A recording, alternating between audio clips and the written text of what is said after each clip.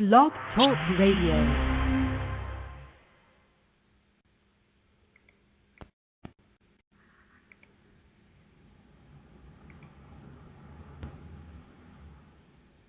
Hello, everyone. Welcome to Lori Smith on Blog Talk Radio. Good morning. I'm running a bit late this morning, and glad to be here. Hopefully, you can hear me streaming, and I'm just logging in and getting the chat room open here. It is Monday morning.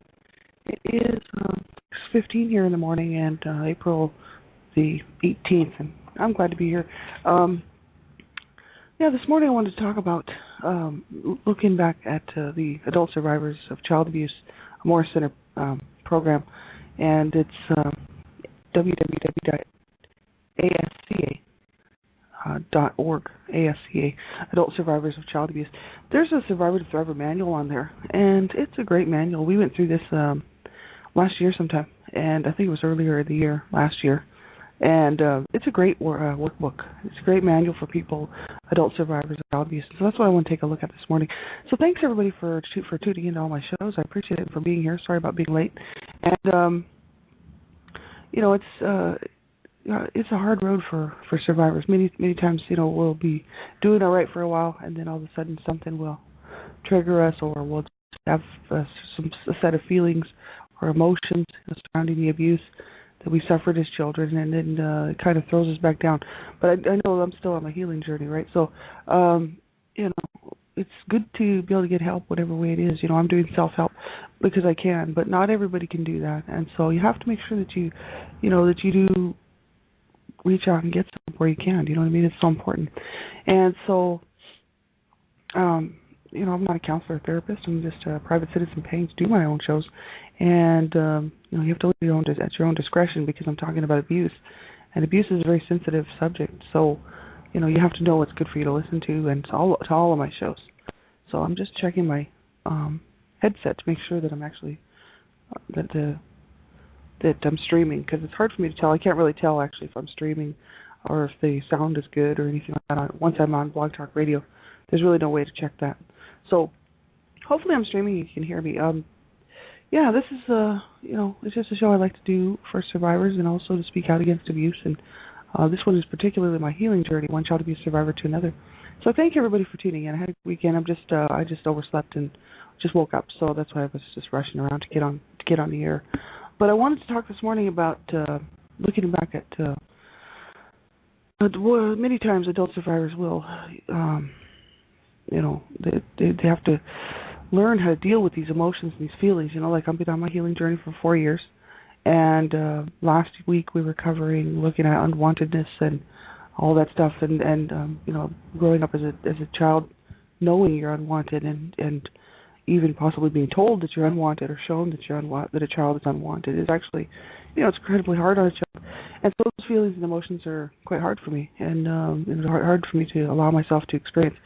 And so, but I'm working through it, right? And I'm learning how to self-nurture and how to how to overcome that.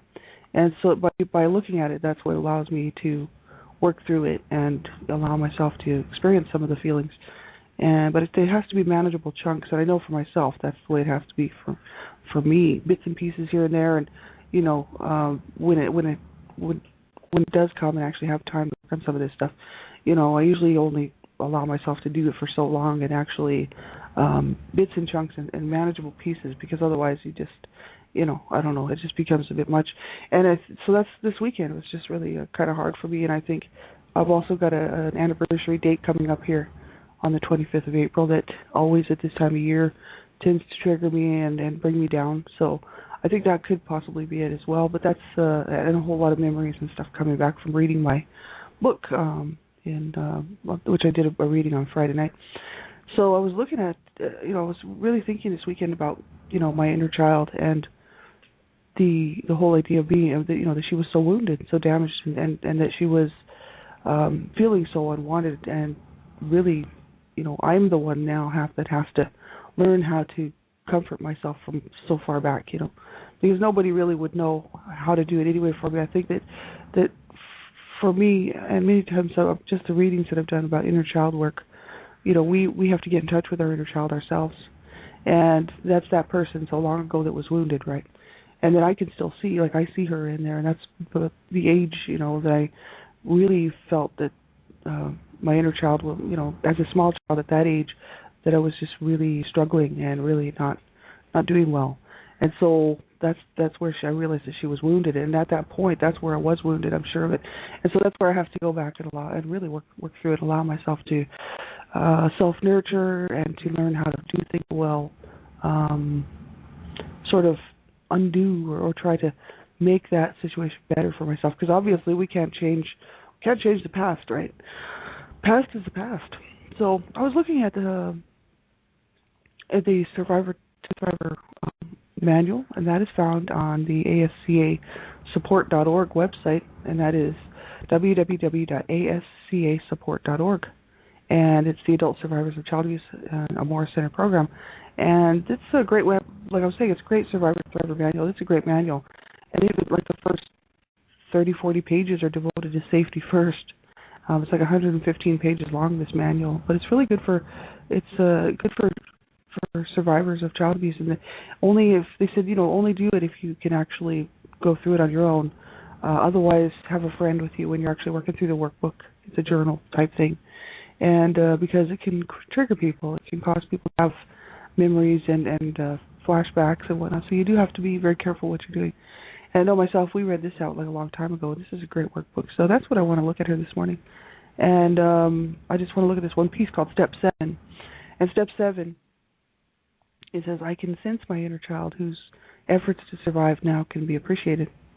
And just reading this right from the page here, this step involves turning inward. It says, away from the violence and pain of your abuse, to reach inside to your inner child and begin learning how to nurture and develop this vulnerable part of yourself.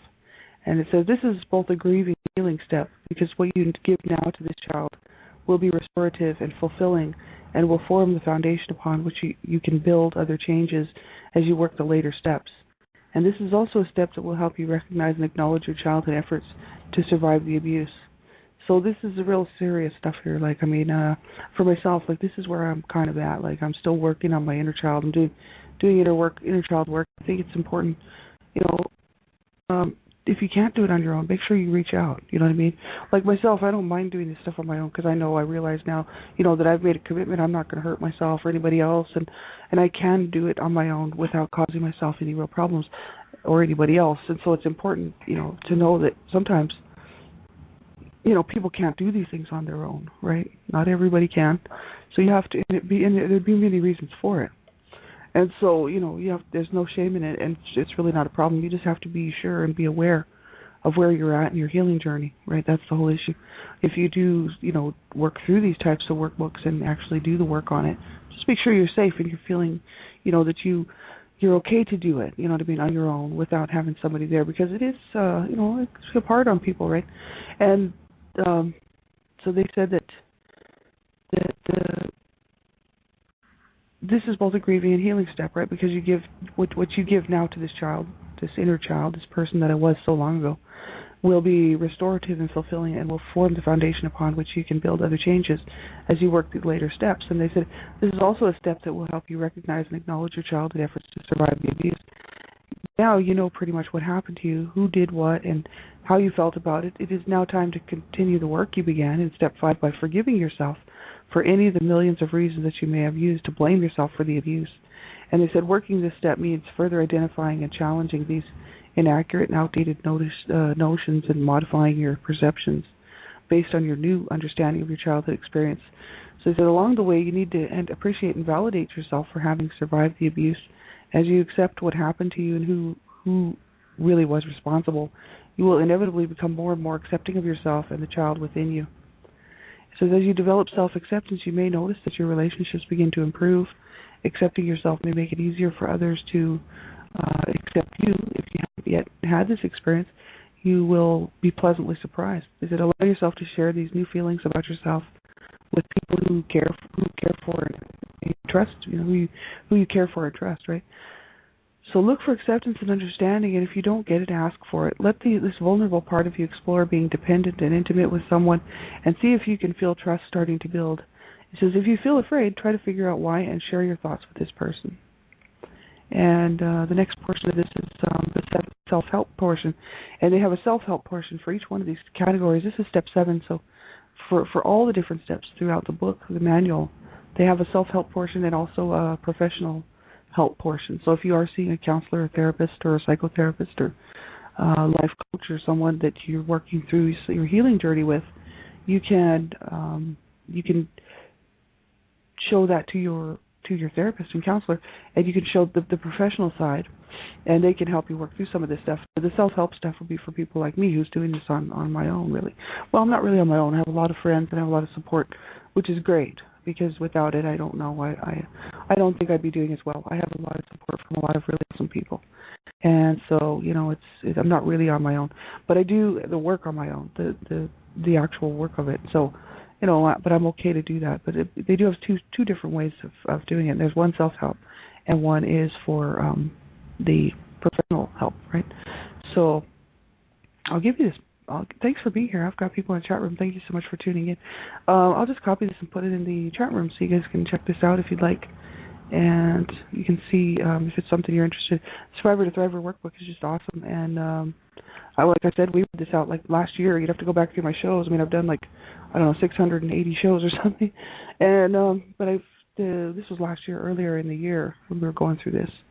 Probably around springtime, summertime. It's almost been a year probably since we were doing this workbook.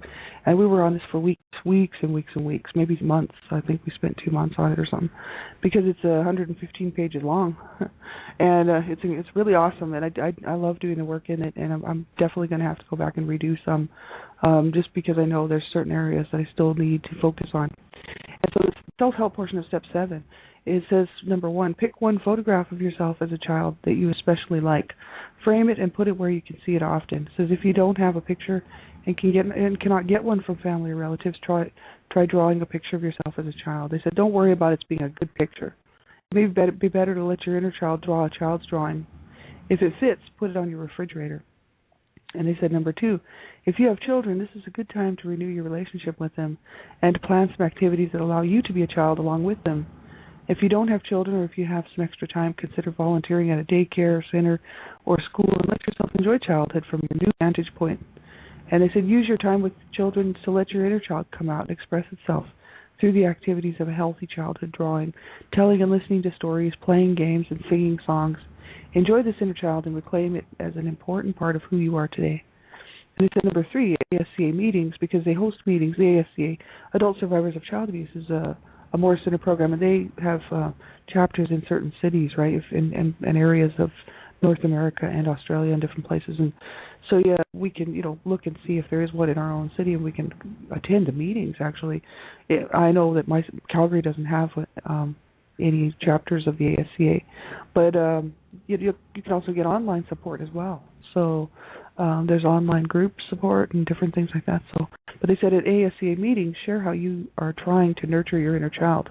And so this would be something that you could do, like they said, get a picture of yourself that you like from when you were a child and put it up. It's really what I guess I think what that's for. I mean, I'm not a psychotherapist, I'm not a psychiatrist, but I think that is because so many times that inner child, when we're thinking about our past, our painful past of being abused, we're picturing ourselves as we were when we were being abused, and it's a sad thing. You know what I mean? I know myself. I see myself from so far back, just suffering in this abuse. And there's a few photos of myself that I actually did post around like Facebook and whatnot, and different areas, different places. They're school photos, and I put them up because I wanted people to see this child. You know what I mean? Who was being abused. I mean, so it was more restitution for my little inner child, right? But the thing is I think we're supposed to put them up and love ourselves, and say I was a good kid. Look at me, I was a good kid. You know what I mean? And so what it does is it reinforces some positive thoughts about yourself. And I think what we're supposed to be doing is honoring our little inner child and saying, you know what, I was a good kid. I certainly didn't deserve that. No child does. I'm sorry. I know there's people out there that think that children should be abused, but they're very sick and twisted, and there's something wrong with them. Children are children. They should be allowed to have a nice life, and they have rights. It's unfortunate that we had to suffer what we had to suffer. And they said, and the section number 2 is, if you have children, begin to plan some activities that would allow your inner child to come out, is through playing with your own children. And they said, if you don't have children like myself, I don't have any children, I'm not around children, I'm just busy working all the time, doing my thing and advocating against child abuse and standing up for child rights and stuff. I don't have time to really get involved with children, you know what I mean? And the thing is I wouldn't even know how to be a child, right? So what I do a lot of times is, like I bought a stamping up set of stuff, and I'll try to make cards, things like this, just try to let some creativity come out. Because as a child, really, I didn't have any of that, you know what I mean? Like I used to color and stuff, as a child. But I was not a healthy child, mentally, physically, psychologically, or in any other way. And so now as an adult, I can allow myself to learn how to play and how to go ahead and allow some of this childlike stuff to come out. And I think that's where I'm still working on that, But this is the whole issue. There's so much that we can do to help ourselves. And, like just by looking around, I know that the Child Abuse Survivor Monument, that is Michael C. Irving. He's a psychotherapist and he's a survivor himself. And he created the Child Abuse Survivor Monument, and up here in Canada. It's a great website. If you just type in your browser Child Abuse Survivor Monument or www.irvingstudios.com, you can check out his work. But on his website, he's got a lot of he's got a lot of information for adult survivors of child abuse who may be struggling and not know how to get help. There's some things there's coping lists, coping skills and whatnot. We went through all of that too last year at some point. Probably early in the year, I think it was. Probably about a year ago, yeah. And so lots of things we can do to help ourselves, right? And I know myself, like even yesterday, I was pretty triggered yesterday, and just because I was allowing myself to see some of this stuff, I was allowing myself to go back to these painful periods in my life, like especially, 7 years old, 6 years old, 8 years old, 9, 10, 11 years old, and allowing myself to feel some of this stuff again. But it wasn't as uncomfortable as I used to be when I would be, triggering or flashbacking, having flashbacks and whatnot. And I guess the reason that I'm allowing myself to do this is because obviously I'm reading my book online, which like Friday nights I'll be reading some of the chapters from my books, and just writing the book did not trigger me, but now reading it and actually having to read it out loud is kind of like, okay, this was my pain, it's what I suffered, and it's truth, and it hurts, and it still hurts, and that's the thing. It's not like it doesn't hurt, I read that, and from my reading on Friday night, I was glad to be able to do it. I'm so glad to be able to have my book out there, and it's awesome, and everybody that has read my book has been so supportive. And that's the thing. There's so many survivors out here. Like I know my story is not special, and so that's the issue. Allowing myself to see this stuff and actually work through it. But what it is I didn't have nearly prior to my healing journey, where this would have just sent me down into despair, and really the pits of hell again, right? Where this was pretty manageable, and that's because I've really been doing some real progress, some real work. So what this allows me to do is check my progress and actually it's almost a bit of a self-test to see how I'm coping, to see how I'm doing. And I tell you, I'm doing so much better than I was before. Well, thanks everybody for being here. I'll be back on tomorrow and hopefully on time. And so I'll be on tonight as well. Talk Radio, and as well as my show here tonight. So thanks for being here and tuning in. I appreciated everybody who was here, and I was a little bit late there, and everybody who is catching the archive. Thank you so much. Have a great day. Make sure that you get some help. Reach out. Don't ever give up. That's what I have to say. Never, ever give up, right? Have a great day. We'll talk to you later. Bye-bye.